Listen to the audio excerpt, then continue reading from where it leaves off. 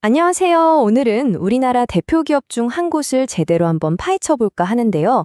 주인공은 바로 기술주도 아닌데 코스피 시가총액 12위 안에 당당히 이름을 올린 KB금융그룹입니다. 네, 맞습니다. 코스피 시가총액 9위. 보통 이 순위에는 삼성전자나 하이닉스 같은 지술 대기업들이 꽉 잡고 있잖아요. 그런데 여기에 금융지주사가 있다? 이건 정말 이례적인 일이라고 할 수 있죠. 자, 그래서 오늘 우리가 던져볼 질문이 바로 이겁니다. 아니, 어떻게 전통적인 은행주가 이렇게 시장을 이끄는 리더 주식으로 변신할 수 있었을까요? 그 비밀을 지금부터 하나씩 파헤쳐 보겠습니다. 이 놀라운 변신 뒤에는요, 정부가 주도하는 기업 밸류업 프로그램이라는 아주 강력한 바람이 불고 있었습니다. KB금융이 바로 이 프로그램의 가장 큰 수혜를 본 기업으로 꼽히는데요. 그 이유를 지금부터 세 가지 핵심 포인트로 딱딱 짚어드리겠습니다. KB금융을 주목해야 하는 첫 번째, 그리고 아마 가장 중요한 이유일 텐데요. 바로 이 주주 환원 정책입니다.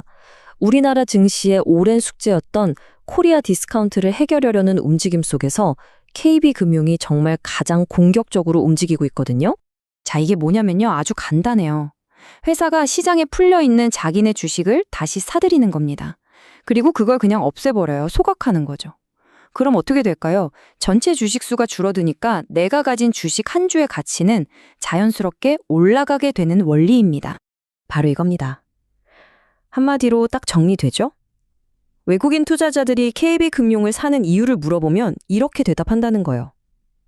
그냥 돈만 잘 버는 게 아니라 번 돈을 주주들이랑 적극적으로 나누겠다는 확실한 신호를 시장에 팍팍 주고 있다는 거죠. 이게 그냥 말로만 하는 게 아니라는 걸 보여주는 게 바로 이런 구체적인 정책들입니다. 자사주 매입하고 소각하는 걸 어쩌다 한 번 하는 게 아니라 아예 정기적으로 하겠다고 했고요. 총 주주 환원율 목표를 무려 40%로 잡았습니다. 이게 무슨 말이냐면 번 돈의 40%는 어떻게든 주주에게 돌려주겠다는 건데 이건 우리나라 기업으로서는 정말 파격적인 약속이거든요. 여기에 분기마다 배당까지 주니까 투자자 입장에서는 꾸준히 현금이 들어오는 구조까지 만들어준 거죠. 자, 그럼 두 번째 강점으로 넘어가 볼까요? 이건 바로 KB금융의 든든한 방어력에 대한 이야기입니다. 다각화된 사업 포트폴리오에서 나오는 힘이죠. 보통 이렇게 생각하시죠? 금리 내리면 은행은 안 좋은 거 아니야? 네, 맞아요. 그게 일반적인 상식이죠. 금리가 내려가는 시기에는 은행의 핵심 수익인 이자 마진이 줄어들 수밖에 없거든요. 하지만 KB금융에게는 비장의 무기가 있습니다. 바로 이 비은행 계열사들이 그 방패 역할을 톡톡히 해냅니다. 금리가 내려서 은행 이익이 좀 주춤할 때 오히려 시장에 돈이 풀리면서 증권시장은 활발해지잖아요. 그럼 KB증권 실적은 좋아질 수 있고요. KB손해보험 같은 경우는 경기랑 상관없이 꾸준하게 수익을 내주죠. 이렇게 한쪽이 부진할 때 다른 쪽이 받쳐주는 이 균형 감각, 이게 다른 금융지주사들과 비교되는 KB금융만의 진짜 강력한 차별점입니다. 자, 마지막 세 번째 기둥입니다. 바로 KB금융의 아주 튼튼한 기초 체력인데요. 아무리 계획이 좋아도 그걸 실행할 힘이 없으면 말짱 도루묵이잖아요. 여기서 CET1 비율이라는 조금 어려운 말이 나오는데요. 어렵게 생각할 거 전혀 없어요. 이 슬라이드 설명처럼 그냥 은행의 재무 체력이라고 보시면 딱 맞습니다. 위기가 와도 버틸 수 있는 근력, 그리고 주주들한테 약속한 배당이나 자사주 매입을 실행할 수 있는 실탄, 그런 개념이죠. 그리고 제일 중요한 건 KB금융이 바로 이 체력 테스트에서 국내 1등이라는 사실입니다. 이 빵빵한 체력 덕분에 금융당국의 규제나 눈치로부터 비교적 자유롭게 주주 환원 정책을 자신 있게 밀어붙일 수 있는 거예요. 앞에서 말했던 그 파격적인 약속들이 그냥 빈말이 아니라 실제로 가능한 현실인 이유가 바로 여기에 있습니다. 자, 그런데요. 물론 이렇게 좋은 얘기만 있을 수는 없겠죠? 투자를 생각하신다면 어떤 위험이 있는지도 반드시 냉정하게 체크해야 합니다. KB금융이 조심해야 할 리스크는 크게 두 가지를 꼽을 수 있는데요.